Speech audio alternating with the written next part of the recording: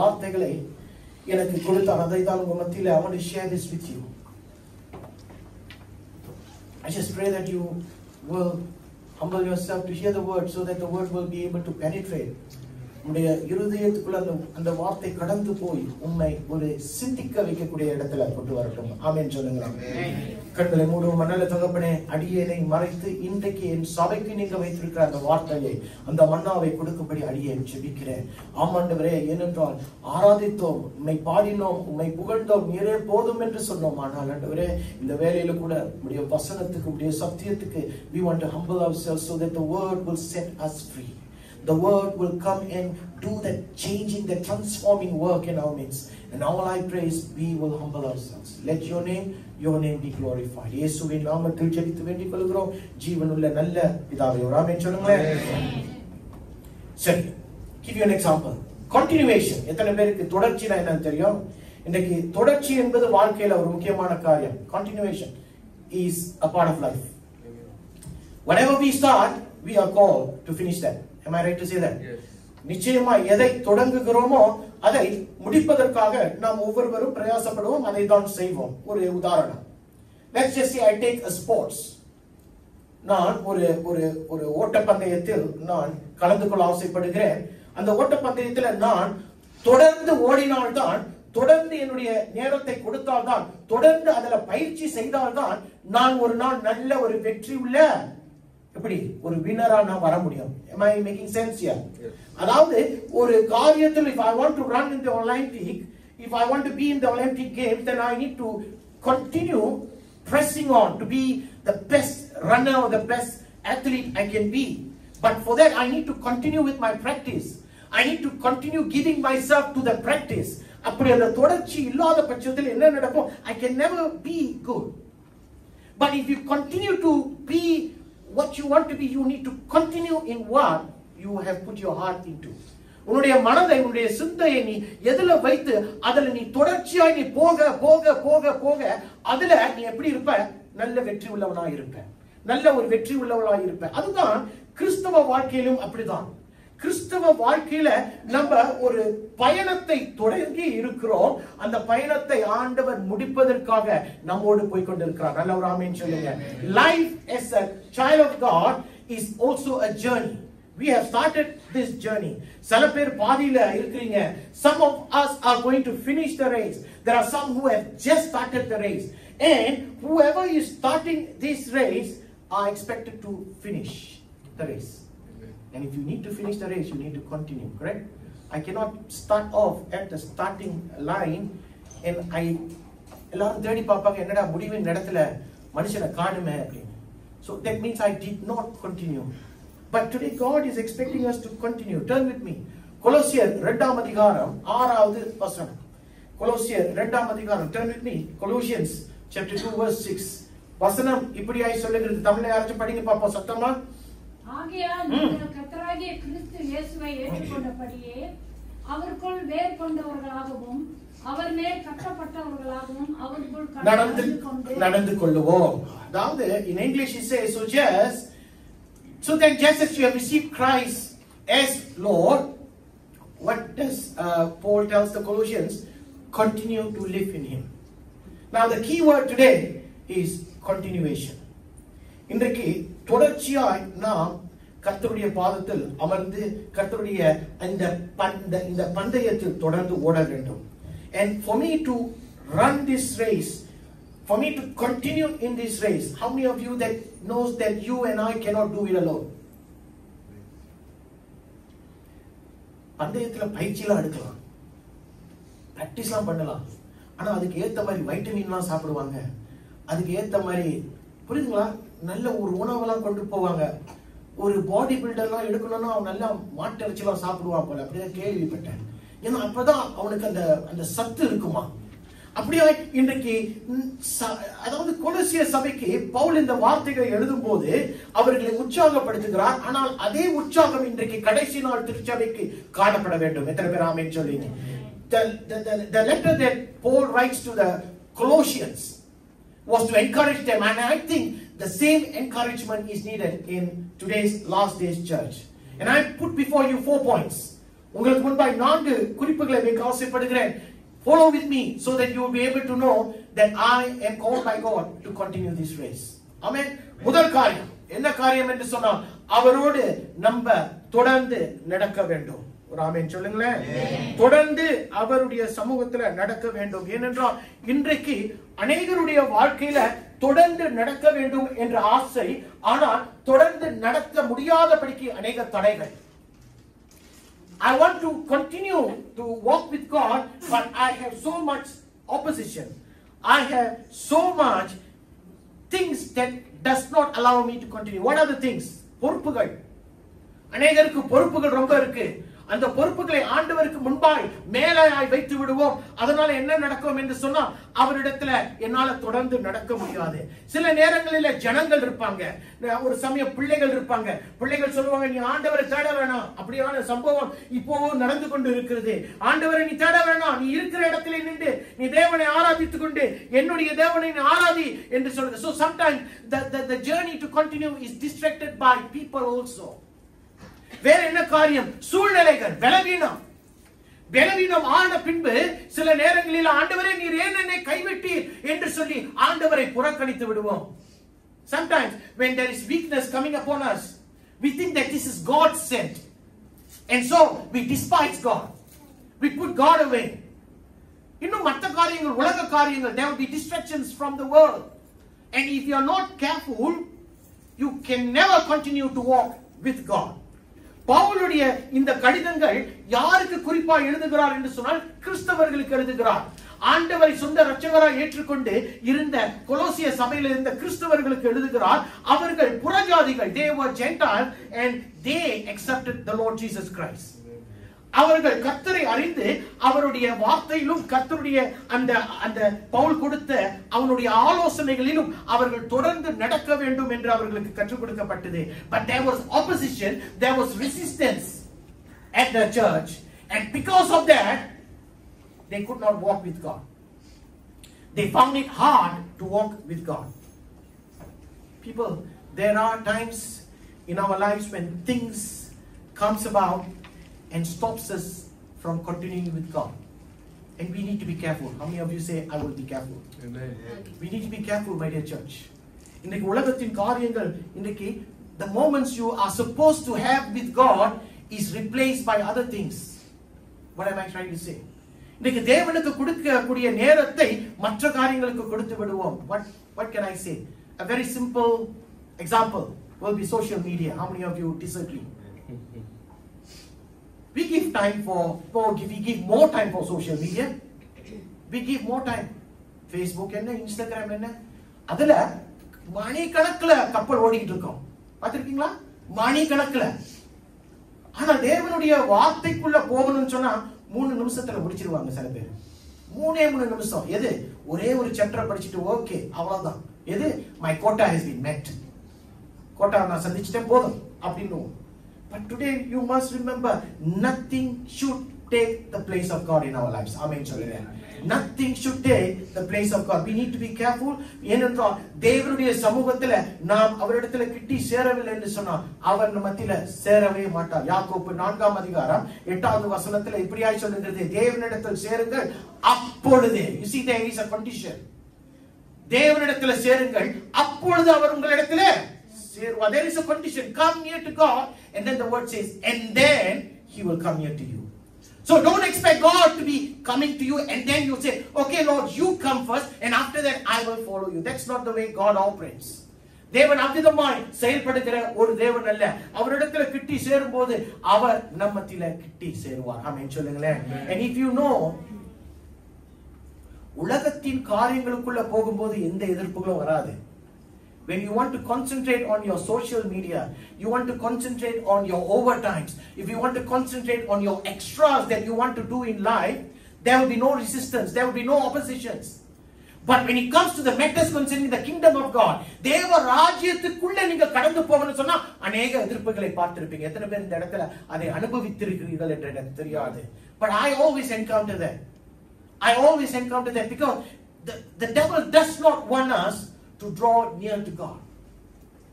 Because he knows that when we draw near to God, what happens? God draws near to us. Amen. And when God draws near to us, we are equipped.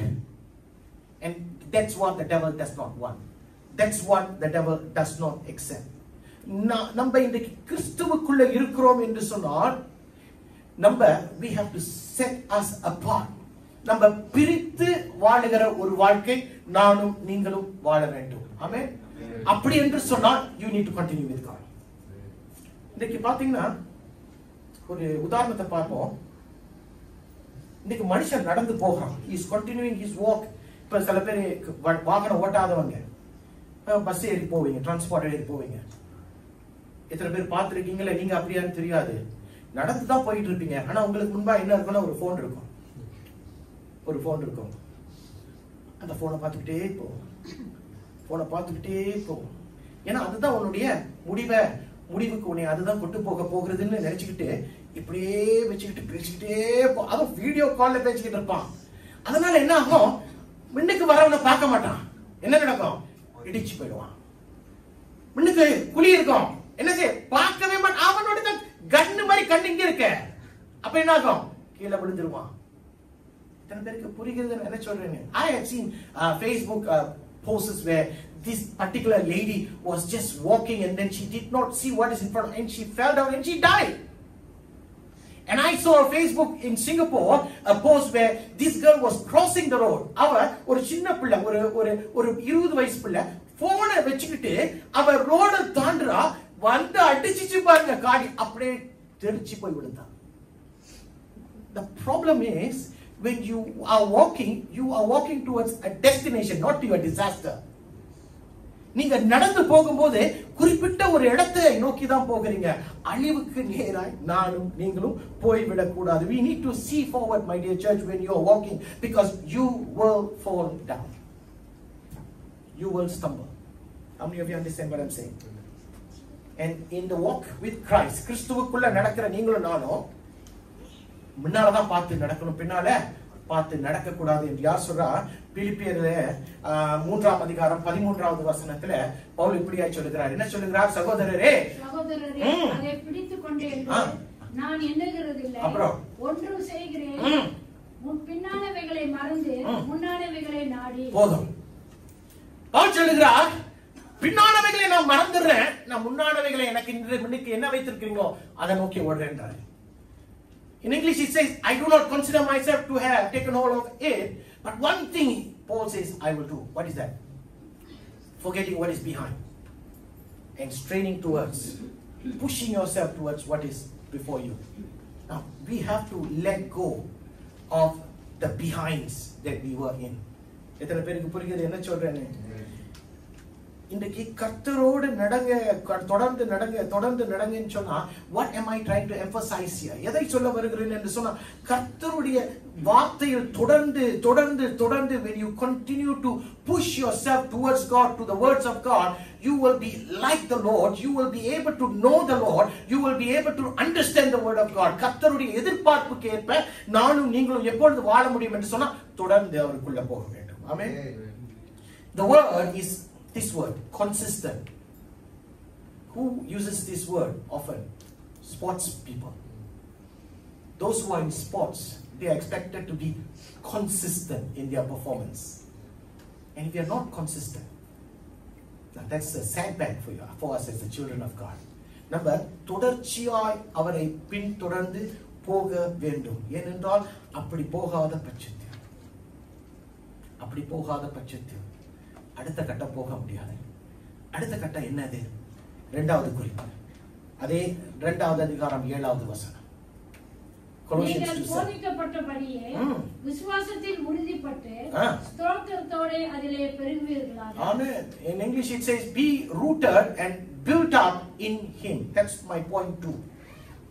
Be rooted and be built in him. Meaning நம்ம ஒரு இடத்துக்கு நடந்து போகிறோம். அந்த இடத்துக்கு போகும்போது அந்த ஒரு குறிப்பிட்ட இடத்துக்கு போய் சேருகிறோம். ரைட்டுங்களா இல்லையா? வேலைக்கு அப்படித்தானே? இல்லைன்னா நீங்க இன்னைக்கு வரும்போது அப்படித்தானே வந்தீங்க? எங்கேயோ இருந்து கடந்து வந்தீங்க, இந்த இடத்துல வந்து சேர்ந்துட்டீங்க.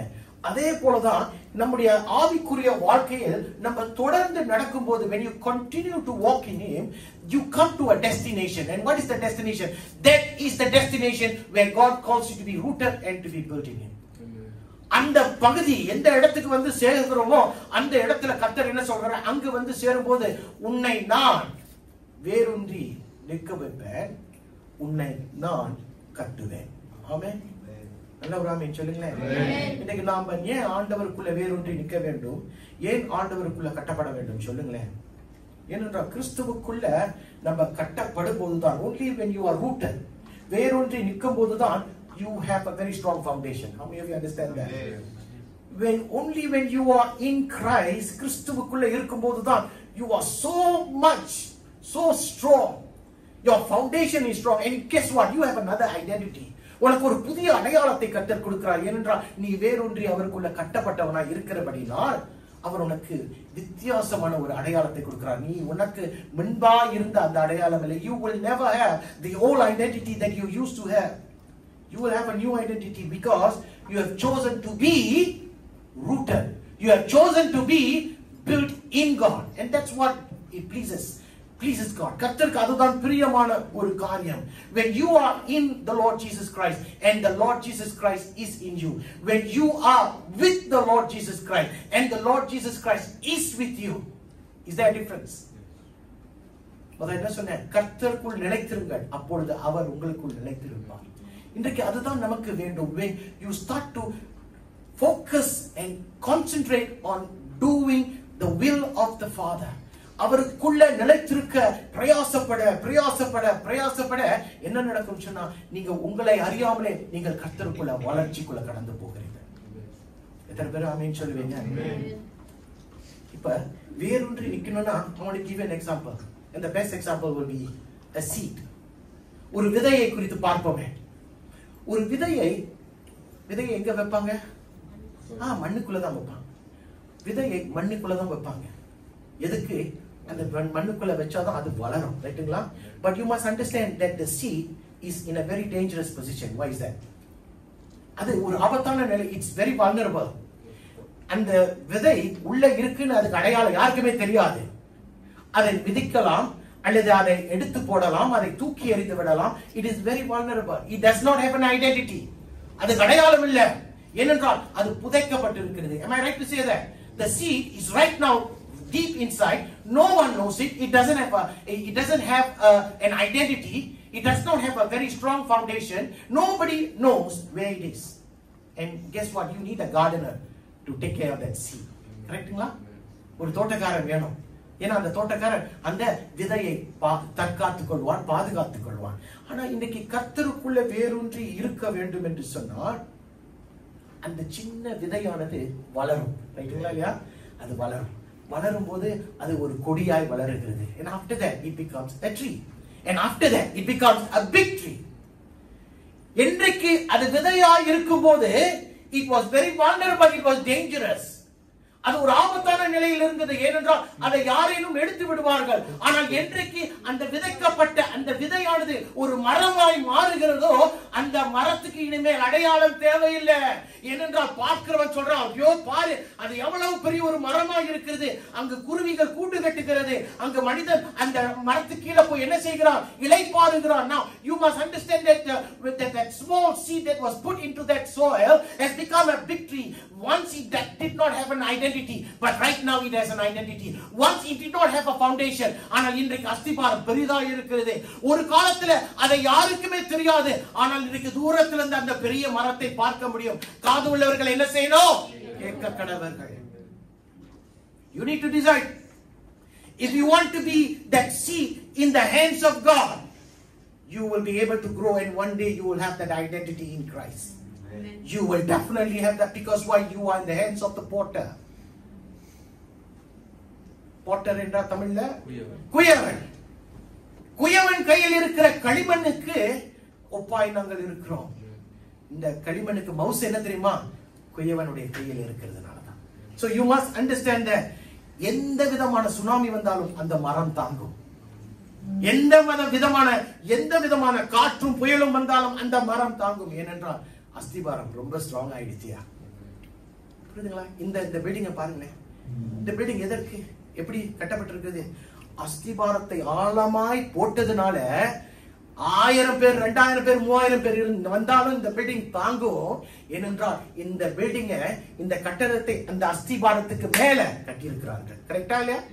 Now we have to be able to build ourselves in the strong foundation called the Lord Jesus Christ. அப்பொழுதுதான் இந்த பில்டிங் தாங்குங்கயா. தாங்குதா? இங்க ஏதாச்சும் பில்டிங் கொஞ்சம் சாச்சிக்கிட்டு இருக்கா? The leaning tower of Pisa மாதிரி அடி இப்படி கொஞ்சம் அப்படி நின்றுட்டு இருக்கா? ஏதாச்சும் இருக்குங்களா? சொல்லுங்க. பாருங்க, இன்றைக்கு நம்ம தொடர்ச்சியாய் ஆண்டவருக்குள்ள போக வேண்டும் என்று சொன்னால் ஒரே ஒரு டெஸ்டினேஷன் தான். ஒரே ஒரு இடத்துல போய் நின்றுவோம். அந்த இடத்துல கர்த்தர் என்னை கால் ஒன்றி நிற்க வைப்பார். அந்த இடத்துல வேறொன்றி நிற்க வைப்பார். அந்த இடத்துல நான் கட்டப்படுகிறவனாக இருக்கிறேன். அல்லேலூயா. இன்னைக்கு கட்டப்பட்டவனுடைய வாழ்க்கையும் கட்டப்படாதவனுடைய வாழ்க்கையிலும், வேறொன்றி இருக்கிறவனுடைய வாழ்க்கையும் வேறொன்றி இல்லாதவனுடைய வாழ்க்கைக்கு வித்தியாசம் இருக்கு. Now, if you are rooted in the word of God, your words that comes out will be seasoned with grace. கர்த்தருக்கு பிரியமான வார்த்தைகள் வெளிவரும். என்னுடைய செயலை பார்க்கும்போது ஜனங்கள் சொல்லுவார்கள், அவனிடத்தில் ஒரு வித்தியாசம் இருக்கு. People will see the change and will say, there is something about this man, there is something about this woman. Why? They were not like that before, but today I see a change. And the karanam enna? Because they are in the hands of God. They are rooted, they are built in God. You need to offer yourself, my dear church. You need to offer yourself today so that you can be rooted, so that you can be built. What happens if that seed is never rooted properly? And the விதையை சரியாய் விதைக்கவில்லை என்று சொன்னால் என்ன ஆகும்? மழை வரும், வெயில் வரும், என்ன ஆகும்? பட்டு போயிடுமே, செத்து போயிடுமே. அப்படித்தானே இன்னைக்கு கிறிஸ்தவ வாழ்க்கை. ஆண்டவருக்குள்ள கட்டப்படாம அநேக ஒரு செத்து போன கிறிஸ்தவ வாழ்க்கை வாழ்ந்து கொண்டு இருக்கிறார்கள். உதாரணம் சாரதி சபை. ரைட்டுங்களா? ஆண்டவராகிய இயேசு சொன்னார், நீ செத்த ஒரு சபைக்காய் ஒப்பிட்டு இருக்கிறாய். You are compared to a church which is dead. But I pray that today we will never be like that. How many of you know the meaning fragile? What is the meaning of fragile? Easy to break. Easy to break? Yes, easy to break. And today if we are not careful, we will break down. இன்னைக்கு சரியாய் ஆண்டவருக்குள்ள கட்டப்படவில்லை என்று சொன்னால் you will break down because you are fragile. But Christians are not called, the children of God are not called to be fragile. We are called to be strong. வேறொன்று நிக்கணும், மரத்தை போல ஸ்திரமாய் கட்டப்பட்டிருக்கணும். Because the foundation is strong and the foundation can never be anything else but the Lord Jesus Christ. Hallelujah. So you need to continue in God. Secondly, when you continue, you are rooted in the word of God. You are built in the word of God. And I come to the third point. And the third point says like this: you need to be established in the faith. கற்பிக்கப்படும் விசுவாசத்தில் நிலைநிறுத்தப்படுங்கள். ஆமென். கற்பிக்கப்பட்ட விசுவாசத்தில் நிலை நிற்கப்படுங்கள். எபிரேயர் மன்னிக்கவும், இது கொலோசியர் 2ஆம் அதிகாரம் 7வது வசனத்துக்கு போவோம். திருப்பியும் நீங்கள் போதிக்கப்பட்டபடியே விசுவாசத்தில் உறுதிப்பட்டு அதை நம்ம பார்த்துட்டோம். இரண்டாவது ஸ்தோத்திரத்தோட அதிலே பெருகுவீர்களாக. Okay, போதும். That means we are rooted and we are built in Him. Next point, you need to be strengthened in the faith that you were taught. Paul is very beautiful in writing. Strengthen in the faith. அவன் அப்படி சொல்லிருக்கலாம், உங்களுடைய விசுவாசத்தில் ஸ்திரப்பட்டவர்களா இருந்தா நல்லா இருக்கும்னு சொல்லிருக்கலாம். ஆனா உங்களுக்கு போதிக்கப்பட்ட விசுவாசத்தில் ஸ்திரப்படுங்கள் என்று சொல்லுகிறார். Now there's a twist there. அடையாளம், ஒரு மனுஷனுக்கு அடையாளம் என்று சொன்னால் அவன் பல ரூபங்களில் பார்க்கலாம். அவன் பிரபலமா இருப்பான், அந்த பிரபலம் அவனுக்கு அடையாளம். He could be a great sportsman and that will be his identity. But for us, தேவ பிள்ளைகளுக்கு எது அடையாளம் தெரியுமா? பல காரணங்களை சொல்லலாம். ஒரு காரணத்தை சொல்றேன், கேட்கிறீங்களா? உன்னுடைய விசுவாசம் தான் உன்னுடைய அடையாளம். ஏனென்றால் விசுவாசி என்றால் என்னது? விசுவாசிக்கிறவன். ரைட்டுங்களா? This is like simple as ABC. When you say I am a believer, then I need to believe. அப்ப ஒரு விசுவாசி என்று சொன்னால் அது என்னுடைய அடையாளம். அநேக மதங்கள் இருக்கிறார்கள், மதக்காரர்கள் இருக்கிறார்கள். அவர்கள் ஏதோ ஒன்றை பிடித்துக்கொண்டு, ஏதோ ஒரு தேவனை பிடித்துக்கொண்டு அவர் அதுதான் தேவன் என்று சொல்லி அந்த தேவனை விசுவாசிக்கிறார்கள். ஆனால் நமக்கு அப்படி இல்லை. நம்முடைய அடையாளம் என்ன தெரியுமா? ஜீவனுள்ள தேவன் மேல விசுவாசத்தை வைத்திருக்கிறதுனாலதான் நமக்கு அடையாளம். ஆனால் என்னுடைய விசுவாசத்தின் ஆழம் வேற, உங்களுடைய விசுவாசத்தின் ஆழம் வேறையா இருக்கும். அவங்களுடைய விசுவாசத்தின் ஆழம் வேற. The level of faith may differ for you. It may be different from them. It may be different for me. But there is no point in life where you can say I am a child of God but I do not have faith. Do you understand what I am saying? நான் விசுவாசி ஆனால் எனக்கு என்ன இல்ல? திருப்பிக் கொள்ளுங்களேன். எபிரேயர் 11:6. ஏனென்றால் விசுவாசம் இல்லாமல் தேவனுக்கு பிரியமாய் இருப்பது கூடாத காரியம். போதும். Without faith it is what? Impossible. Tell me, speak to me. Without faith it is impossible. The word is impossible, and I think we all know what's the meaning of impossible. சாத்தியமே இல்ல. No way. வசனம் சொல்லுது, நீ விசுவாசம் இல்லாமல் நீ தேவனுடைய பிள்ளை என்று சொல்ல முடியாது. So forget about having an identity in Christ when you tell yourself I do not have faith.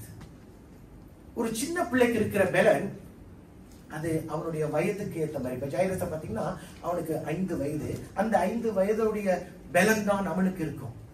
ஆனா நம்மளும் அந்த 5 வயதை தாண்டி வந்துட்டோம். அந்த 5 வயதுல இருக்கிற விசுவாசத்தை இப்ப 50 வயசுல அதே விசுவாசம் இருந்துச்சுன்னா something is wrong with me. என்னுடைய விசுவாசம் என்னுடைய வயதோடு வளரணும். I think that will make sense. 5 வயதுல இருக்கிற விசுவாசம் எனக்கு 50 வயசுல இருக்க முடியாது. 20 வயசுல இருந்த விசுவாசம் எனக்கு 50 வயசுல இருக்க முடியாது, இருக்கவும் கூடாது. ஏனென்றால் நாம் ஆண்டவருக்குள்ள தொடர்ந்து வாழக்கூடியவர்களாய் இருக்கிறோம். ஆண்டவருடைய வார்த்தைக்குள்ள கட்டப்பட்டவர்களாய் இருக்கிறோம். வேரூன்றி நிற்கிறவர்களாய் இருக்கிறோம். And because we are rooted in the word of God, because we are being built in God, because we are continuing our lives in God, you can never say that my strength is limited. Hallelujah. என்னுடைய பலன் குறைவு என்று நானும் நீங்களும் சொல்லவே முடியாது. இன்றைக்கு என்னுடைய அடையாளம் என்ன தெரியுமா? நான் ஒரு விசுவாசத்தின் பிள்ளை. My identity today is I am a child of faith. இந்த அதிகமான அடையாளம் விசுவாசம், இந்த அதிகமான விசுவாசம், அன்றைக்கு கற்றுக்கொண்ட விசுவாசம், இதோ மற்ற இடங்களில் போதிக்கப்பட்ட விசுவாசம், நான் புரிந்து கொண்ட விசுவாசம், அந்த விசுவாசத்தில் நான் வளர வளர வளர வளர வளர பவுல் சொன்னதை போல, the third point please. Pavul சொன்னதை போல I am now established in the faith that I have been taught. எத்தனை பேருக்கு புரிகிறது? அதாவது ஆரம்ப கட்டத்துல இப்ப சபைக்குள்ள வந்து புதிதாய் வந்த விசுவாசி அந்த விசுவாசத்தில் ஸ்திரப்பட்டவன் என்று சொல்ல கொஞ்சம் கஷ்டம் தான். Literally speaking, it may not sound possible because he just got to know the Lord Jesus Christ. ஆனால் அநேக ஆண்டுகள் கர்த்தருக்குள்ள கட்டப்பட்டவர்களாய் இருக்கும்போது நானும் நீங்களும் விசுவாசத்தில் ஸ்திரப்பட்டவர்களாய் நிலை நிற்கக்கூடியவர்களாய் காணப்பட வேண்டும். Because when you are continuing yourselves in your faith, உன் விசுவாசத்தில் நீ தொடர்ச்சியா இருக்கும்போது something happens. You know what happens? You become more confident in your relationship with the Lord Jesus Christ. உன்னுடைய ஆண்டவராகிய இயேசு கிறிஸ்துவுக்குள்ள காணப்படுகிற உறவு இருக்க, நீ விசுவாசத்தில் உறுதிப்பட அந்த உறவு என்ன செய்யப்படுகிறது? உறுதிப்படப்படுகிறது. The more you are established in your faith, the more the relationship between you and the Lord Jesus Christ is even more established. How many of you understand that? நம்ம புரிந்து கொள்ளக்கூடிய ஒரு காரியம் என்னவென்று சொன்னால், இன்றைக்கு நானும் நீங்களும் விசுவாசத்தில் நீந்த கூடாது, விசுவாசத்தின் ஆழத்துக்குள்ள கடந்து போகணும். Don't continue swimming in your faith. You need to go deeper, become a diver in faith. ஆழத்துக்குள்ள போகணும். அப்படிப்பட்ட ஆழம் தான் வேணுமே. ஆண்டவர் அப்படிப்பட்ட ஆழத்தை தானே விரும்புகிறார். விசுவாசம் இருக்கிற இடத்துல சில நேரங்களில் பயம் வந்துடும். And that's because of conditions and because of situations. How many of you do bungee jumping? I know she has done once. Yes, I know. Bungee jumping na என்ன தெரியுமா? செஞ்சிருக்கியா? கிட்ட போனதே இல்ல தானே? தெரியும். See, when you want to do bungee jumping or even go parachuting, what first thing is what? You need to remove that fear in you, correct? ஏன்னா அதுதான் முக்கியமா இருக்கும் அந்த இடத்துல. எது? கீழே பார்க்க ஐயோ ஆண்டவரே அப்படின்னு ஒரு பயம் வந்துடும். அந்த இடத்துல புண்டால சும்மா உதாரணத்துக்கு ஒரு பாஸ்டர் இருக்கிறார், போப்பா விசுவாசத்துல போப்பா குதிப்பா அப்படின்னு சொல்லும்போது அவரை பார்த்து முறைப்போம். யோ யோ குதிக்கிறது நாயா, நீ எனக்கு உற்சாகம் பண்ற, குதிக்கிறது நாள பயம் வந்து விடும். But you must understand that you need to believe in the gear that you are wearing. நீ பயன்படுத்தக்கூடிய அந்த ஆயுதத்தோடு தான் நீ குதிக்க போகிற. அந்த ஆயுதம் உன்னை என்ன செய்யும்? தற்காத்துக் கொள்ளும். அப்ப அந்த நிச்சயம் நமக்கு வேண்டும் அல்லவா? Even when you are even more higher in a plane and you want to jump down, you want to do that parachuting, what happens? You need to believe in the gear that has been given to you, believing that that gear will protect me from me dying. Which is your gear today? உன்னுடைய ஆயுதம் என்ன? What are you wearing right now before you jump? உனக்கு என்ன வேணும்? இன்னைக்கு ஆண்டவர் வேணுங்க ஐயா, இன்னைக்கு ஆண்டவர் வேணும். ஏனென்றால் எப்படிப்பட்ட சூழ்நிலை உனக்கு விரோதமாக எழுப்பினாலும் உன்னுடைய விசுவாசம் உன்னை காத்துக்கொள்ளும், உன் விசுவாசம் உன்னை நடத்தும். அப்பொழுது ஆபகுக் தீர்க்கதரிசி சொன்ன வார்த்தைகள் நம்முடைய வாழ்க்கையில கைகூடி வரும். என்னதான் ஆபகுக் சொன்னார் பாப்போமே. ஆபகுக் இப்படியாய் சொல்லுகிறார். என்ன சொல்லுகிறார்? அத்திமரம் புதிர் விடாமல் போனாலும், திராட்சை செடிகள் பழம் உண்டாக்க போனாலும், ஒலிவ மரத்தின் பலன் அற்று போனாலும், வயல்கள் தானியத்தை விளையாமல் போனாலும், கிடையில் ஆட்டு மந்தைகள் முதலற்று போனாலும், தொழுவத்திலே மாடு இல்லாமல் போனாலும், நான் கர்த்தருக்குள் மகிழ்ச்சியாய் இருப்பேன், என் ரட்சிப்பின் தேவனுக்குள் களி கூறுவேன். ஆமென். புரியுதுங்களா? இது என்ன சொல்றேன்னு? You need that level of faith to accept this particular word. அந்த விசுவாசத்தின் ஆழத்துக்குள்ள நம்ம போகும்போது நிச்சயமா சொல்லலாம், அத்திமரம் துளி விடாமல் போனாலும் சரி, திராட்சை செடி கனி கொடாமல் போனாலும் சரி, ஒலிவ மரம் பலனற்றே போனாலும் சரி, பண்டக சாலையில ஒன்றுமே இல்லாமல் போனாலும் கர்த்தர் தான் என் தேவன், அவர் பார்த்துக் கொள்வார் என்ற ஒரு நிச்சயத்துக்குள்ள நம்ம போவோம். அப்படி போக வேண்டும் என்று சொன்னால் நீ உன்னுடைய விசுவாசத்தில் ஸ்திரப்பட்டிருக்கணும். ஆமென் சொல்லுங்களேன்.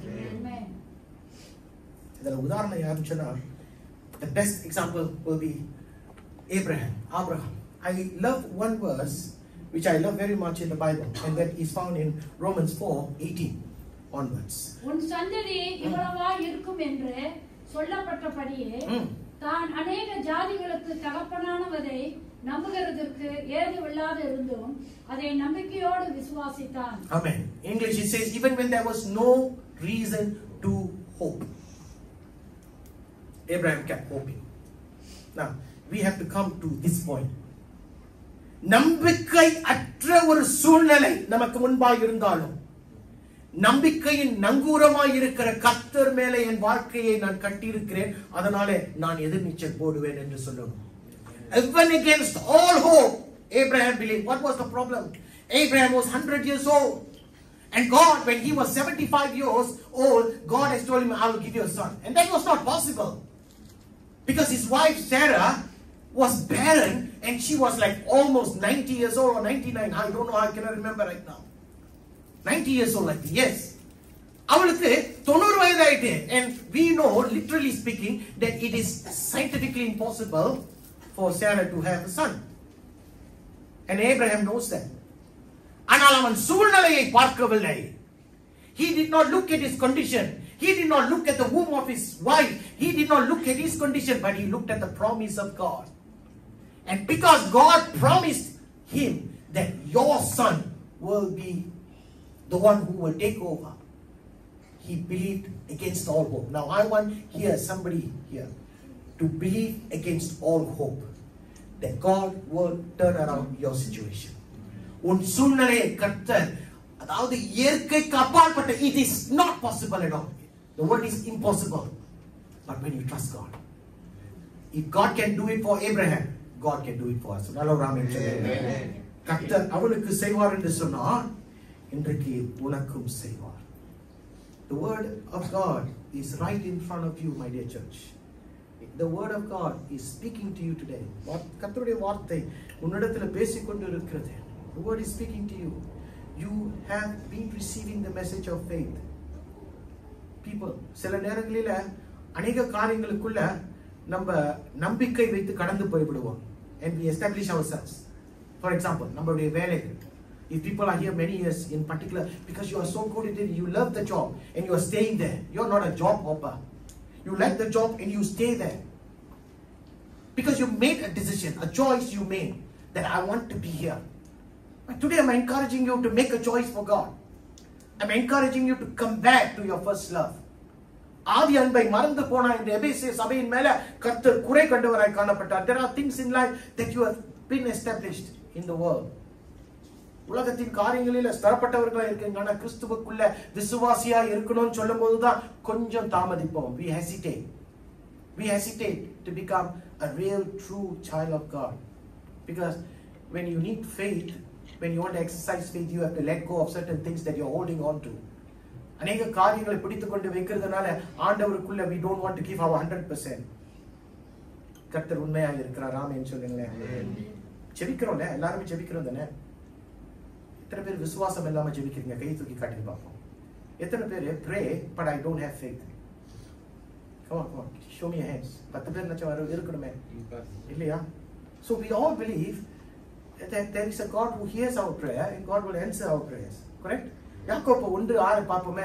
யாக்கோபு 1 ஜேம்ஸ் 1:6 என்ன சொல்லுது? இப்படியாய் சொல்லுகிறது. ஆனாலும் அவன் எவ்வளவாகிலும் சந்தேகப்படாமல் விசுவாசத்தோட கேட்க கடவன். சந்தேகப்படுகிறவன் காற்றினால் அடிபட்டு அலைகிற கடலின் அலைக்கு ஒப்பாய் இருக்கிறான். Now someone when he asks, he must believe that and not doubt, because he who doubts is like a wave of the sea, blown and tossed away. புரியுதுங்களா? இன்னைக்கு ஆண்டவருடைய சமூகத்துல கேட்கும்போது பெற்றுக்கொள்ளணும், பெற்றுக்கொள்ளுவே என்ற ஒரு நிச்சயத்தில் ஆண்டவர்கிட்ட கேட்கணும். You want to ask God for something? Believe in your heart that God will give it to you, and God will certainly give it. That's provided you are asking for the right thing. ஆண்டவரே இவனை வெட்டி போடணும், உதவி செய்யுங்க, கத்தியை கொடுங்க, இடத்தை காட்டுங்க அப்படின்னு சொன்னா அவரே வந்து ஒரு சமயம் அரைஞ்சாலும் அரைஞ்சிருவாரு. புரியுதுங்களா என்ன சொல்றேன்னு? You need to ask things that is according to the will of the Father. பிதாவின் சித்தத்திற்குள்ள நம்ம எதை கேட்டாலும் ஆண்டவர் கொடுக்கக்கூடியவராய் இருக்கிறார். முதல் காரியம் அவருக்குள்ள நம்ம தொடர்ச்சியாய் நடக்க வேண்டும். இரண்டாவது காரியம் அவருக்குள்ள நம்ம நிலை நிற்கப்பட வேண்டும், அவருக்குள்ள கட்டப்படணும். மூன்றாவது என்னுடைய விசுவாசத்தில் நான் கட்டப்பட்டவனாய் ஸ்திரப்பட்டவனாய் இருக்க வேண்டும். நான்காவது காரியம், முக்கியமான ஒரு காரியம், நன்றி செலுத்துவதில் மிகுதியாய் இருக்கணும். You need to increase, you need to abound in thanksgiving. That's my fourth point. தேவனுடைய காரியங்களை அனுபவித்திருந்தோம் என்று சொன்னால், if you have tasted the Lord, you have accepted the good things that God has given, your prayers have been consistently being answered. When you know that God is so real in your life, I want to tell you something. Your prayer becomes less and your thanksgiving becomes more. Amen. உன்னுடைய ஆண்டவர் உன்னுடைய வாழ்க்கையில செய்த ஒவ்வொரு நன்மையையும் ருசித்து ருசித்து ருசித்து ருசித்து பார்த்ததுனால அநேக நேரங்களில் உன்னுடைய விண்ணப்பங்களும் வேண்டுதல்களும் குறைஞ்சிரும், உன்னுடைய ஸ்தோத்திர பலி அதிகமாய் மாறிவிடும். அல்லேலூயா. You will start to thank God. You will start to thank God. சங்கீதக்காரன் அவனுடைய தாவீதுடைய சங்கீதங்களை பாருங்களேன். எத்தனை சங்கீதங்கள் it is about thanksgiving. It's about praising God because அவன் கர்த்தர் நல்லவர் என்பதை அவன் ருசித்து பார்த்தான். And if you have tasted the Lord and you know that the Lord is so good in your life, you will never stop thanking God for what is happening to you. Amen. தாவீதுடைய வாழ்க்கையை பார்க்கும்போது அவன் அப்படியாய் காணப்பட்டான். இன்னொரு உதாரணத்தை சொல்லி முடிக்கிறேன். There were 10 lepers who came to the Lord Jesus Christ. 10 lepers. அவர்கள் அவருடைய சூழ்நிலை மாறாது என்று அவர்களுக்கு தெரியும். Even today there is no cure for leprosy. And they came to God. They came to the Lord Jesus Christ and they were shouting from a distance because a leper cannot come into the society. They were shouting from a distance and asking God, Lord, have mercy, have mercy. How many of them? 10 of them. And the Lord never said anything, see boom ba என்று சொல்லி அவர்களுக்கு ஒரு அற்புதத்தை செய்யல. அவர் சொன்னார், ஆசாரியன் இடத்துல போய் நீ உன்னை காட்டி அவரிடத்துல செய்ய வேண்டியதை செய் என்று சொல்லி அனுப்பிவிட்டார். Go to the priest, which was the Jewish tradition of those times. You need to go to the priest in the temple and show yourself. அப்படின்னு சொல்லிட்டாரு. போகிற வழியில they have not reached the temple. No, போய் சேரல and they have received the healing. Right? Amen. That's what the Bible says. போகிற இடத்துல அந்த இடத்துக்கு போகிறதுக்குள்ளே அந்த 10 பேருக்கும் சுகம் கிடைத்து விட்டது. Now, anyone who is of the right mind will be able to know this healing came about from God. Correct? They know இது இயற்கையாய் அவங்களுக்கு வந்திருக்க முடியாது. They were in need and they came to God and said, Lord, have mercy. 10 பேரு 10 சுகத்தை பெற்று விட்டாங்க. அவங்க சுகத்தை பெற்ற உடனே they have received that miracle, but only how many people came back to say thank you? Only one guy came. Out of the 10 who was healed by the Lord Jesus Christ, only one fellow came back to say, Lord, thank you. இப்ப மிச்சம் 9 பேர் என்னாச்சு? நம்ம அந்த 9 பேர் மாதிரி ஆயிடக்கூடாது பிரியமானவர்களே. We have received so much from God. Where we are today is not about your talent, it's not about your wisdom, it's not about who you are. I am telling you, my pastor always says this, nothing is by chance, nothing is by an accident. Everything falls under the plan of God. And today, wherever you are, நீங்க எந்த இடத்துல இன்றைக்கு உயர்வா இருக்கிறீங்களோ, எந்த இடத்துல கட்டப்பட்டு இருக்கிறீங்களோ, அந்த காரியம் வந்தது என்று சொன்னால் அது நன்மைக்கு ஏதுவாய் தான் மாறி முடியும். நிச்சயமாய் அது நன்மைக்கு ஏதுவாய் தான் மாறி முடியும். It will change and it will be for your good. Hallelujah. இன்னைக்கு நம்ம ஒன்றை மட்டும் அறிந்து கொள்ள வேண்டும். அந்த ஒரே ஒரு குஷ்டரோகியை ஆண்டவர்கிட்ட வந்து நன்றி சொன்னா பாத்தீங்களா, அப்படிப்பட்ட அந்த ஒரு குஷ்டரோகியை போல இன்றைக்கு திருச்சபை மாற வேண்டும். எல்லா காரியத்துக்கும், not just for the greatest things, not just for your promotions, even for life, even for breath. How many of you say thank you for life and breath? Because I never stop to say thank you for life and breath. Because if you know that this life is not yours but it is given, I always say this body is loaned to us by God. It's loaned to us. And when you start saying thank you, துதியின் மத்தியில வாசம் செய்கிற தூய தேவனை நாம் ஆராதிக்கிறோம். ஆமென். உன் துதியின் மத்தியில உன் சூழ்நிலையை மாற்றுகிறவராய் இருக்கிறார். God is calling us to become worshippers. God is calling us to be even more of a worshipper, because the more you worship, the more you worship him, அவர் துதிகளின் மத்தியில இறங்கி வருவார் என்று சொன்னா, அப்ப நீ துதிக்கிறவனாய், நீ துதிக்கிறவளாய் காணப்பட வேண்டும். You need to become a worshipper so that you will be able to enjoy more of God today. You don't become a petitioner, but there was a point in time in life where I was a petitioner, you were a petitioner. ஆண்டவரிடத்துல என்னுடைய விண்ணப்பங்களை வேண்டதுகளை சொல்லி சொல்லி சொல்லி சொல்லி ஆண்டவரிட்ட முறையிட்டு கொண்டிருப்போம். But there will come a time when you know உன்னுடைய வாழ்க்கையில் கர்த்தர் செய்கிற ஒவ்வொரு நன்மைக்கும் அதற்கு காரணர் அவர் என்று சொல்லும்போது உன்னுடைய உதடுகள் நன்றி சொல்லாமல் இருக்க முடியாது. திருப்பிக் கொள்ளுங்க கொலோசியர் 2:10. மேலும் சகல துரைத்தனங்களுக்கும் அதிகாரத்துக்கும் தலைவராய் இருக்கிற அவருக்குள் நீங்கள் பரிபூர்ணம் உள்ளவர்களாய் இருக்கிறீர்கள். In Christ you have been brought to, and that's my word today. It does not say in Christ you will be brought to fullness. அப்படியே வசனம் சொல்லல. நீங்கள் அவருக்குள் பரிபூர்ணம் உள்ளவர்கள். Now Paul writes in past tense. இறந்த காலத்தில் பவுல் எழுதுகிறார், என்ன சொல்கிறார்? ஐயா, நீ கிறிஸ்துவுக்குள்ள இருக்கிறியா, நீ பரிபூர்ணம் உள்ளவன். நீ கிறிஸ்துவுக்குள்ள இருக்கிறியா, நீ பரிபூர்ணம் உள்ளவன். If you are in Christ, you are ready, you have attained that fullness. Now you need to believe this. How many of you will believe that I am ready in the fullness of God? You don't see it. நீ அதை பார்க்கப்பட்ட உன்னுடைய வாழ்க்கையில, but the Bible also tells you don't live by sight but you live by faith. So you need to believe right now that you are in Christ and Christ is in you and you are complete. Amen. You are complete. And if you know that, if a complete person you are, then you will continue in him. அவருக்குள் பரிபூர்ணத்துக்குள்ள இருப்பேன்னு சொன்னா நீ ஆண்டவருக்குள்ள தொடர்ச்சியாய் கடந்து போவ. நீ ஆண்டவருக்குள்ள நீ கட்டப்படுவாய். நீ மூன்றாவது உன்னுடைய விசுவாசத்தில் ஸ்திரப்பட்டவனாய் காணப்படுவாய். நான்காவது உன்னுடைய உள்ளத்திலும் உன்னுடைய உதடுகளிலும் நன்றி சொல்லுவது நிறுத்தவே முடியாத ஒரு காரியமாய் இருக்கும். ஆமென். யோசிச்சு பாருங்க, நான் சொன்ன காரியத்தை யோசிச்சு பாருங்க. எபினேசர் என்றால் என்ன? That's Jehovah Jireh. எபினேசர் என்றால் இதுவரை நடத்தினவர். Ebenezer means thus far he has led us. அப்ப யோசிச்சு பாருங்களேன், I just put this word to you. Thus far, இதுவரை உன்னை நடத்தினவர். அப்ப இதுவரை உன்னுடைய வாழ்க்கையில் தொடர்ந்து உன் கரத்தை பிடித்துக் கொண்டு நடந்து வந்தவர் கர்த்தர். The Lord has been with you. He has been leading you all this while.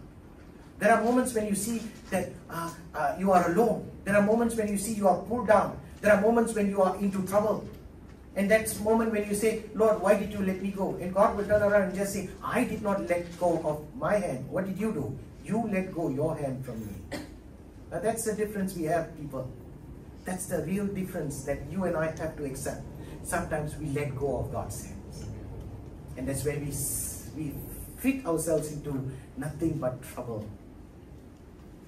Our Ebenezer. அவருக்குள்ள தொடர்ந்து நாம் வளருவோம். அவருக்குள்ள தொடர்ந்து நம்ம கட்டப்படுவோம். அவருக்குள்ள நிலைத்து நிற்போம். அவர் காரியங்களை மாறுதலாய் முடிப்பார். 4 காரியங்கள் உங்களுக்கு முன்பாய் வைத்தேன். There is continuance in Christ. You need to be rooted in the word. You need to be built in the word of God. Number 3, you need to be established in the faith that you have been taught. Number 4, you need to be abounding in thanksgiving. And when you do that, you will not just be encouraged. You will see the hands of God in your life.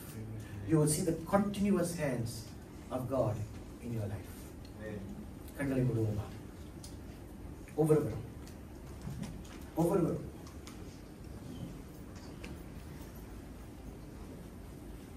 I want you to ask yourself today, are you continuing this journey? இந்த வாழ்க்கை என்ற இந்த பாதையில்